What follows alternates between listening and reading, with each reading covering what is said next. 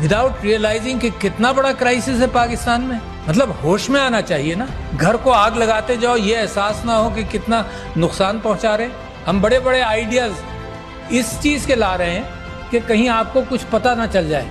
Twitter बंद कर देंगे हम, क्योंकि हमारे पास कोई सोल्यूशन इंटेलेक्चुअल नहीं है मुकाबला करने का। हम पुलिस वाला भेज देंगे उसके घर में जो ट्विटर के अंदर कोई गलत बात कर जाए, because you don't have an intellectual capacity to handle this. The bureaucracy keeps things slow, I know that. जिस चीज को मूव किया जाए वो मूव कम कर, कई साल लग जाते हैं पॉलिसी बनने में और मामला चलने में। मुल्क क्राइसिस में क्यों जाता है? Because you don't make a decision which is necessary. हमने कहा कि यार ये तो बड़ा आसान सिस्टम है, टेक्नोलॉजी आ गई है, तो ओवरसीज पाकिस्तानीज के लिए हमने कहा कि इसके थ्रू वोट होगा, सिक्योर कर लेंगे सब कुछ। इलेक्ट्रॉनिक वोटिंग मशीन कर दो, लोग घबराते हैं। क्या हुआ? बैलेट पेपर वहीं प्रिंट होगा।